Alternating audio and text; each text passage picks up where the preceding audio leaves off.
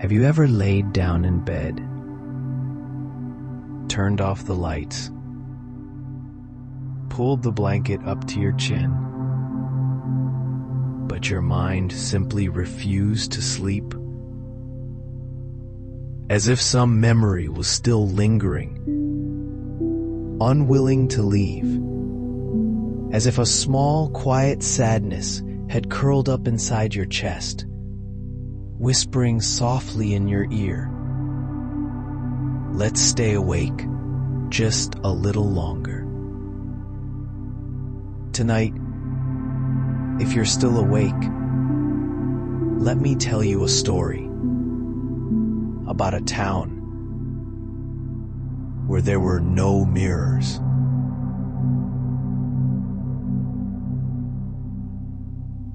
There was a town hidden behind misty mountains where the sun rose slower than usual and the moon hesitated to shine its full light. The town had houses. It had people. There were markets, schools, and cobblestone streets. But there were no mirrors. Not a single one. Not inside homes.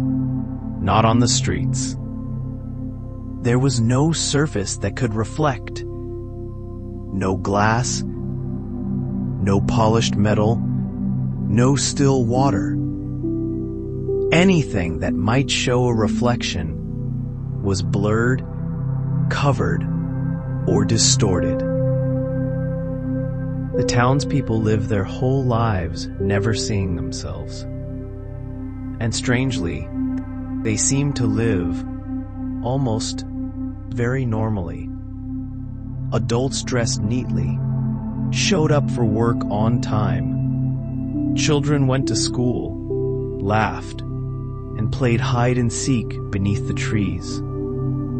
But every movement carried something cautious, as if everyone feared something unseen clinging close behind.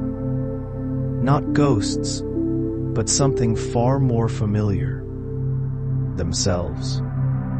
In that town lived a little girl named Clara. Clara had soft, curly red hair and eyes brown as young amber, always gleaming with curiosity. She loved to ask questions, like, why do poplar trees lose their leaves before the maples? Why do cats cry when they see their reflection in water?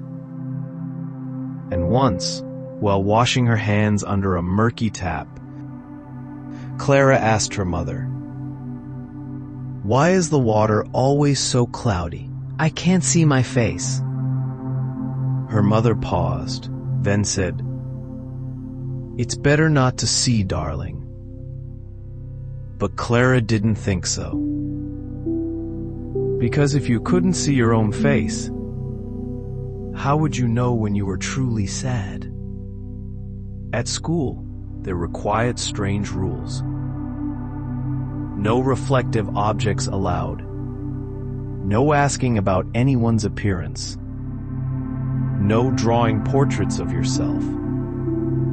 Clara once tried to draw herself, but when she proudly held up the sketch, her teacher quietly tore it up, not angrily, not scolding, but whispering softly, "Here we live by looking outward, not inward."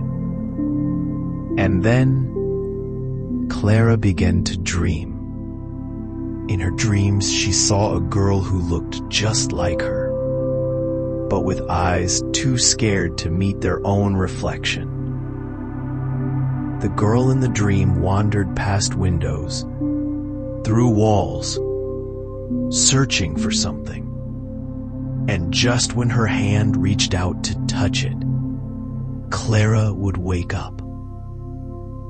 Night after night, the dream returned, sometimes long, sometimes fleeting. But always, those fearful eyes haunted Clara long into her waking hours. And until one afternoon, when Clara wandered near the edge of the woods, the place grown-ups always warned, "Don't go near." She tripped over an old tree root, fell hard, scraping her knee. And just as she was about to stand up, she saw it. A shard of light peeking from beneath a pile of dead leaves. Slightly curved, thin, but clear. Clara reached out and picked it up, and inside it were a pair of eyes staring back. Her own lies. Clara didn't know how long she sat there. She only knew one thing. For the first time, she wasn't looking outward anymore. She was looking straight into herself. And that night, the town began to change.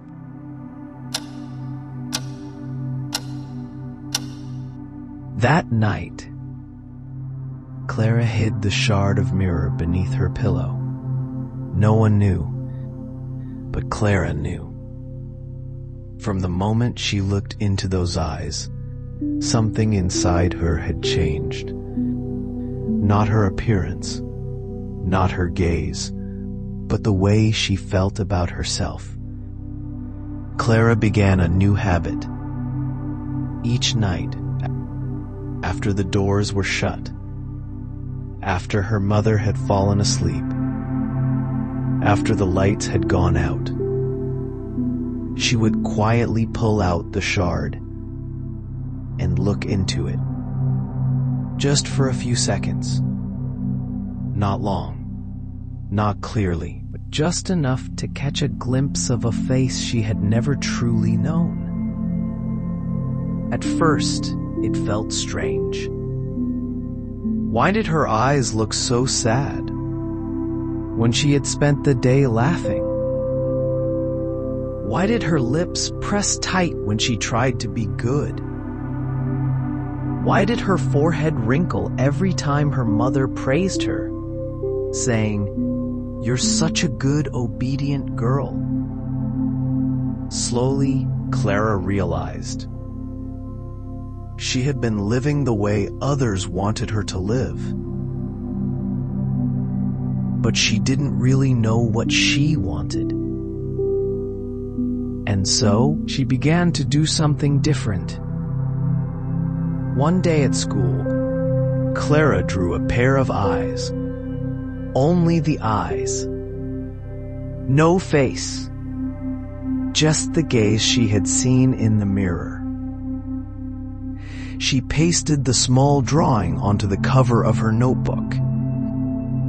No one else understood, but she did. These are eyes that know how to look inside. Since finding the mirror, Clara also began to hear her own voice more clearly. Not the voice of grown-ups telling her what to do. Not the praise or the judgment, but a voice deep down, soft and steady, like it was rising from the bottom of a well. Today you were sad because you weren't allowed to ask questions. You're angry because they compared you to someone else. You just want to be yourself. And strangely, the more Clara looked into the mirror, the less afraid she became. Not because she thought she was prettier, but because she started to recognize who she truly was. Not a copy, not a shadow, but a person full of feelings, full of questions, full of life. One night, Clara looked into the mirror and asked, "Why are you crying?" and the eyes in the mirror seemed to answer. Because finally, someone sees me.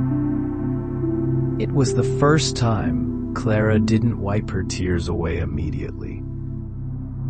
She let them fall. As if something locked away for too long was finally allowed to step out.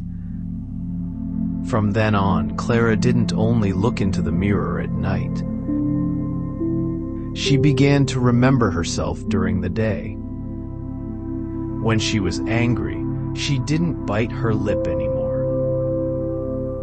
When she was sad, she wrote it down instead of hiding it away. And when she smiled, it was real. Clara didn't tell anyone about the mirror, because she knew you only look into a mirror when you're ready. But she kept it, not to see how she looked, but to remind herself each day,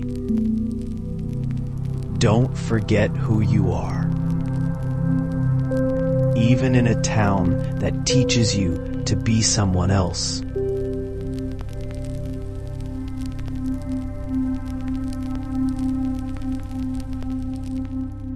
That night, like every night, Clara pulled out the mirror.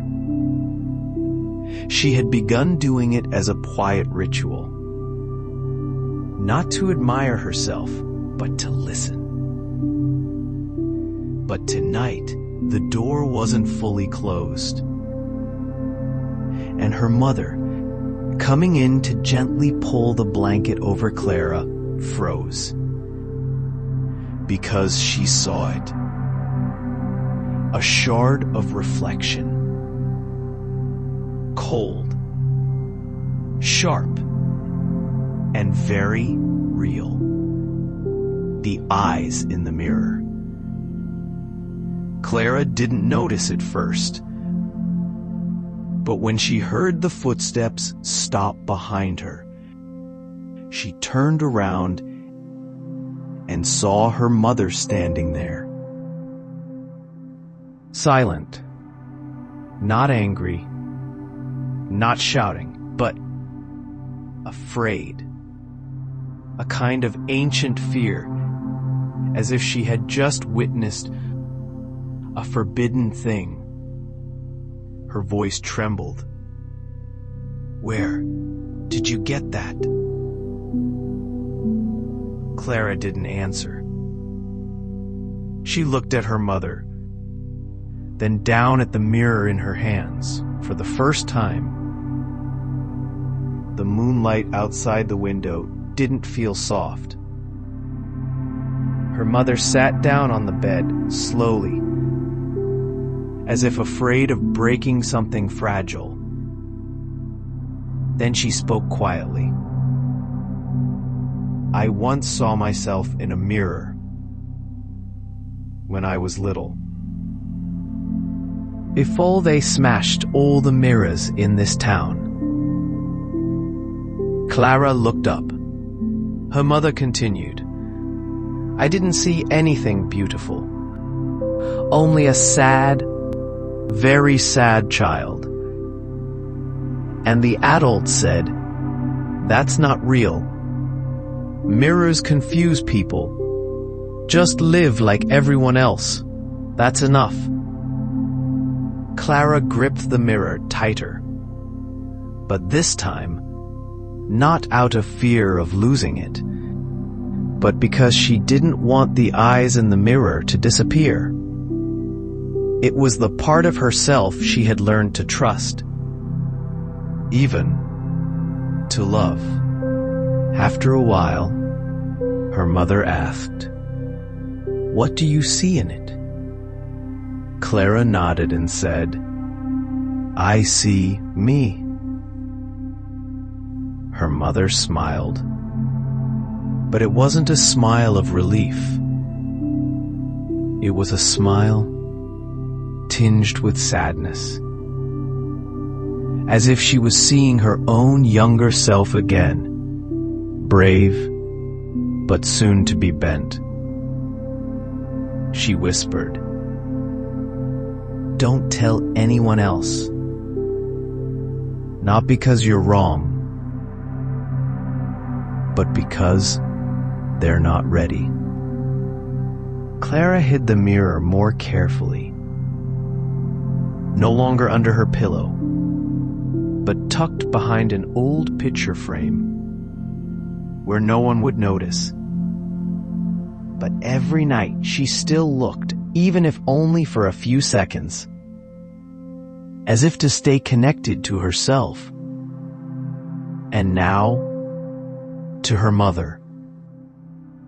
After that night, Clara's mother changed a little. Not much, not obviously, but sometimes she would stop mid-scolding, as if wondering, am I speaking what I was taught, or what I truly believe? Once, when Clara was trembling after being teased by classmates, her mother hugged her tightly and said, "It's okay. You were brave enough to look inside yourself. The rest will come with time. Some things, if kept alone, grow heavier with time. But if shared, even with just one person, they can become light." That night, Clara didn't look into the mirror alone anymore. And in that tiny shard of glass, for the first time, there were two pairs of eyes, quietly, bravely looking back.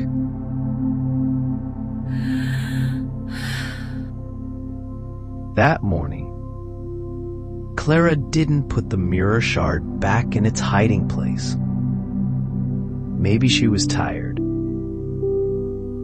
Maybe she trusted too much that no one would find it. But whatever the reason, it was discovered.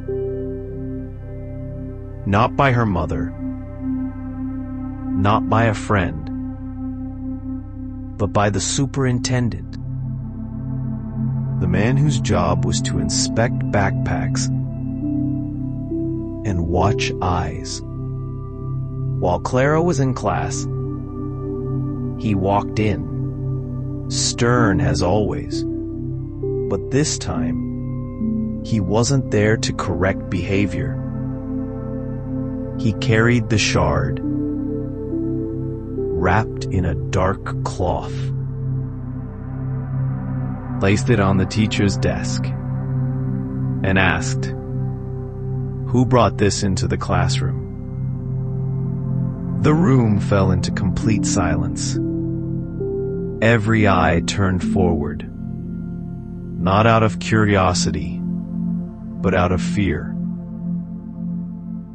A mirror here was not just an object. It was an accusation. It didn't need proof, only presence. Clara stood up.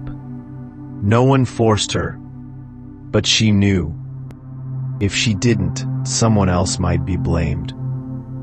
And more than anything, she had looked into that mirror. She couldn't turn away now. "It's mine," Clara said. Her voice was steady. Not loud, not defiant, just certain. The superintendent stared at her for a long time. Then he said, "Do you know what this causes? It makes people think they're special.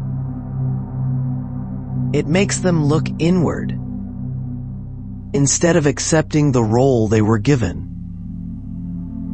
The classroom remained silent.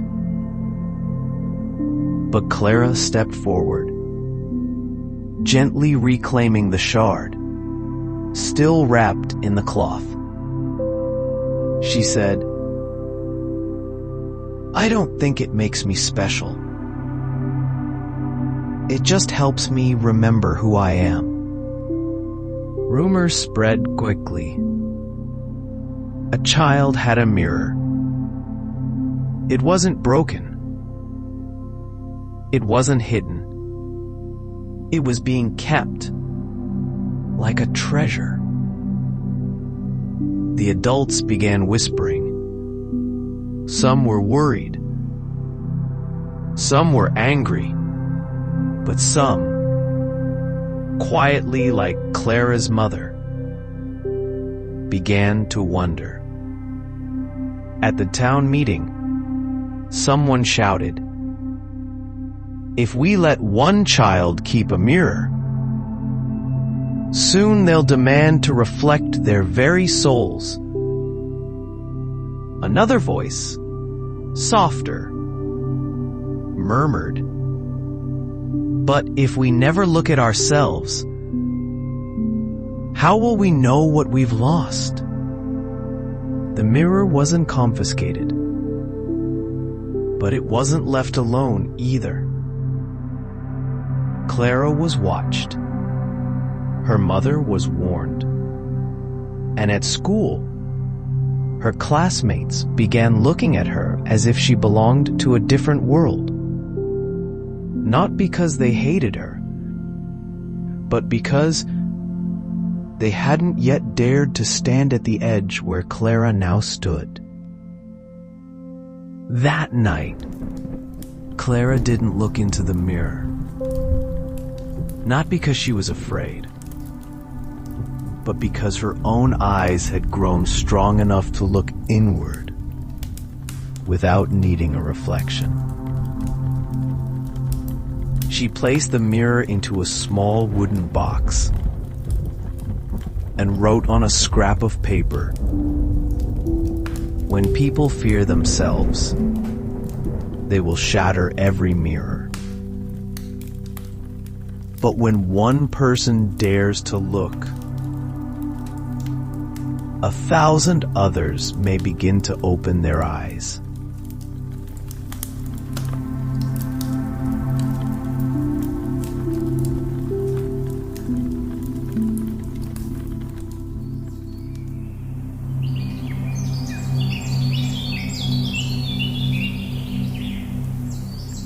After that day, Clara became quieter. Not because she was afraid, but because she had grown used to walking alone, with the mirror shard hidden in her wooden box, and her own gaze tucked close to her heart like a tiny ember. But one afternoon, while Clara was reading beneath the old tree behind the school, a place no one ever visited, a voice spoke behind her. "I once saw myself too. Just once. And I didn't know what to do with it." Clara turned around. It was Elliot. The boy who sat at the back of the classroom, who rarely spoke, always wore his hood up, and filled the margins of his notebooks with sketches. Elliot wasn't looking at Clara. He was staring into the empty space between them. But in his hand, he held a tiny broken shard of mirror, no bigger than a fingernail, wrapped carefully in an old handkerchief. Clara said nothing. She simply nodded as if words were unnecessary, when two people had already dared to look into what no one else would. The next day, Elliot handed Clara a piece of paper. Not a letter, a sketch of his own eyes. It wasn't perfect. It wasn't neat, but it was real. Eyes that no longer darted away. Eyes that had known sadness, had known anger, and now were learning to accept. Clara took the paper. No words needed. Just one meeting of the eyes. From then on, they made it a habit to meet each late afternoon. Not to talk much, just to sit together and draw. Sometimes faces, sometimes only shadows, reflections that didn't need mirrors. One evening, Elliot asked, "Do you think if everyone looked at themselves all at once, what would happen?" Clara stayed quiet for a while. Then she answered, "Maybe they would cry. Maybe they'd get angry. Maybe they'd be scared. But maybe, just maybe, they would finally start seeing others more clearly." And Elliot smiled. The first real smile Clara had ever seen from him. Not sad, not hidden, just light, like a meadow no longer shrouded in mist. And so, from two quiet children, cracks began to spread across the town. Not to destroy it, but to let the light seep in. There were still many who hadn't dared to look. But when they saw others facing the truth and not falling apart, they began to wonder. And in a town without mirrors, courage became the first true mirror, reflecting not appearances, but choices. To look or to turn away.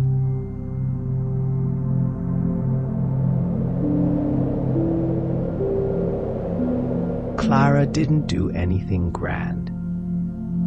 She didn't speak to the adults. She didn't write letters to the town council. She didn't organize meetings. She simply kept living, true to herself, gentle with others, and quiet enough that everyone could feel the difference.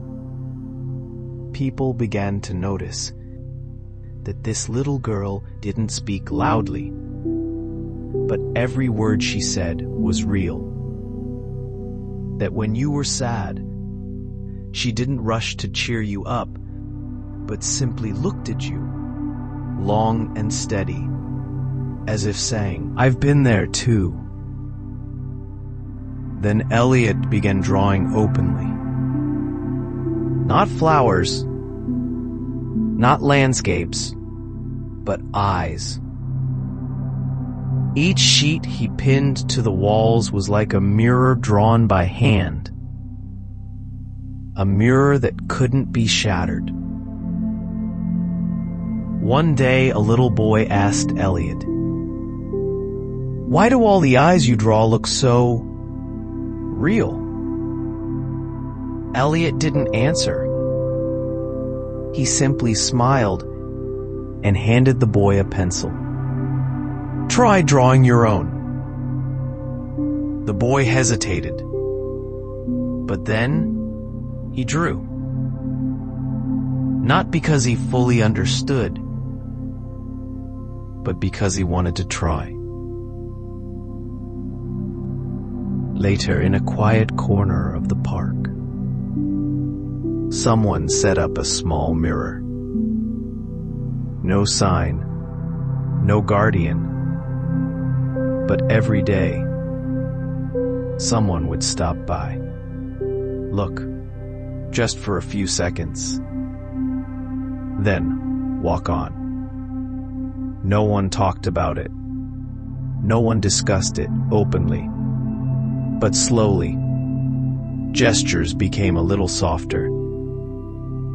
People stopped interrupting each other mid-sentence. They began asking, "How do you see me?" And this time, they asked not to be praised, but to truly know. Then one full moon night, Clara and Elliot sat side by side, as they always did. They didn't speak. They simply looked toward the distant hill, where the first shard of mirror had once fallen. Clara took out the little wooden box, the one that had carried her mirror all this way.